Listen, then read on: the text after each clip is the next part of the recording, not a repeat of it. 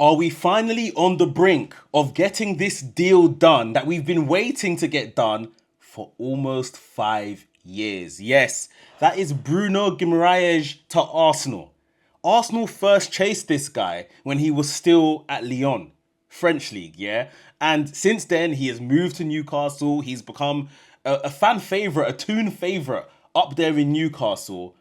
But now it finally looks like Arsenal are making a serious move for him. Now, this story has been doing the rounds over the past weekend, but will we finally get a conclusion to the saga that is Bruno Guimaraes, and will he become an Arsenal player this summer? That is what this video is all about. Now, we are going to get into how this all started, you know, the reports and everything like that, and what we feel about Bruno Guimaraes coming into the Arsenal squad. So hit the like button, hit the subscribe button, and drop a comment down below early doors. Do you want Bruno Guimaraes to put on the red and white of the champions, the red and white of Arsenal this summer?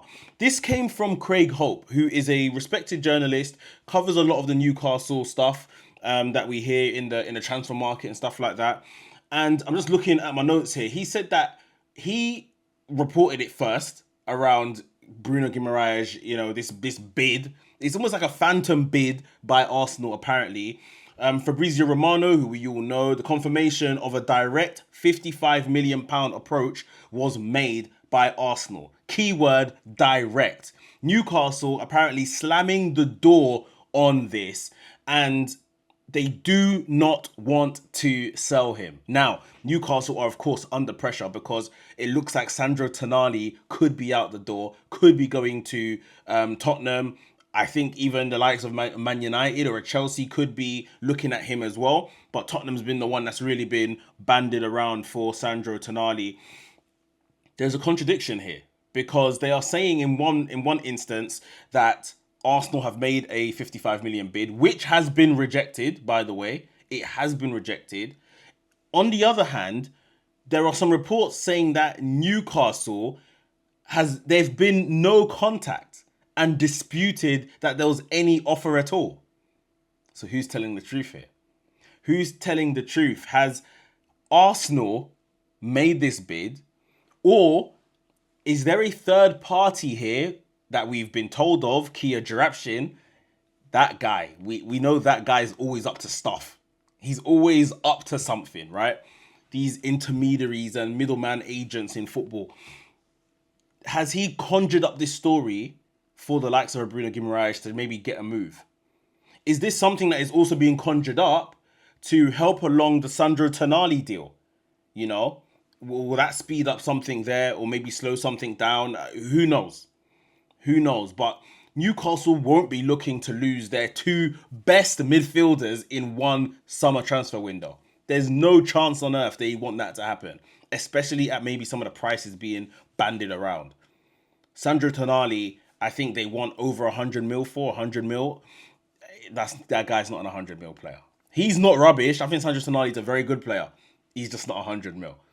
Bruno Guimaraes, I don't know how much they want for him, but they've already rejected, if you can believe it, they've already rejected £55 million.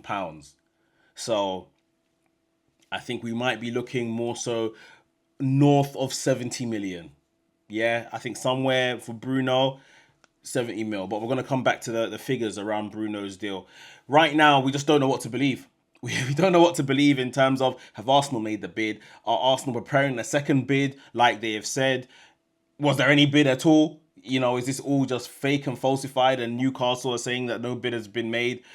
We don't know what to believe. All we know is that for sure Arsenal are interested in the player because they've been interested in the player. And I do think this story has legs.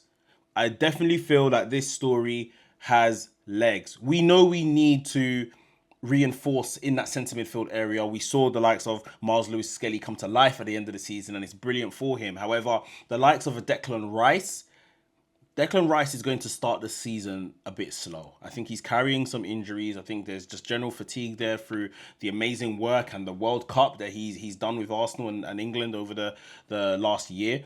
I also think that we don't want to push him back into the squad the minute he comes back from England duty. So we're going to need someone that is top class ready to go in that midfield.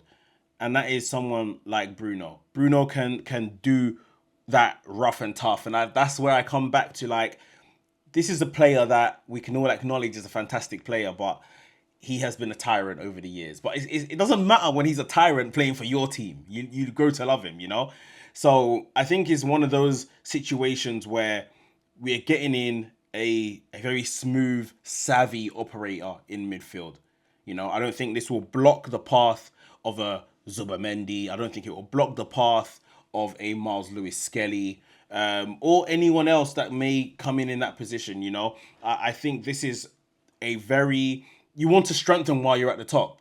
Well, like right now, Arsenal at the top, we want to bring in a player of this caliber to, you know, be able to rest Rice and not have a massive drop off in someone more inexperienced or anything like that, or someone not physically capable to do the job that he does. And I think Bruno Guimaraes is a fantastic choice. I love a bit of rough and tumble in midfield. That's me. Like, I love it. So I'm very for the player coming in. Now, the cost. Like I said, if this 55 million has been rejected, then we are probably looking at someone that's going to cost us about 75 mil, I would think. I would think we're looking at 75, 80 million to maybe get this deal done. A lot of money for someone that you would say is not going to be a first 11 player. He'll get his fair share of games. If Arsenal are competing on all fronts like we did last season, we're playing in excess of 60 games, you know. So he will get his fair share of games, but 80 million for someone off the bench is also, you know, a lot of bread. It's a lot of money. Like, there's no two ways to put him. But I think it's necessary. I do think it's a necessary deal that we need to get done, and I'll be very happy to see us get this deal done, because I think he's a fantastic player. Like I said, this is a saga that's been going on from 2021, when he wasn't even in the country, when he played for Lyon over in France. We've wanted this guy. So yeah, for sure, I think this is something that works for Arsenal for sure. You know, the good player. Let's get him in. Let's kind of take that pressure off Declan Rice, always having to be there. Another good player that the likes of a Miles Lewis Skelly can learn from. I'll be interested in Arsenal getting this deal done. So whether the initial bid happened or not, and we're going in with a second bid, let's get the second bid done. Business has been happening at the World Cup. We've all said, oh, you know, World Cup's happening, maybe business will be slow. Business has been happening for other teams. So Arsenal, let's pull our finger out and let's get involved and, you know, do what we need to do. Do you guys want to see Bruno Guimaraes at Arsenal come next season? Let me know what you think down below in the comments. If you enjoyed today's video, hit the like button, and if you're new to the channel, welcome to the channel. Subscribe to the channel and hit the notification bell so you get notified every single time I drop a new video. My name is Mekz. This is the Cannon Club. Come on, you Gunners.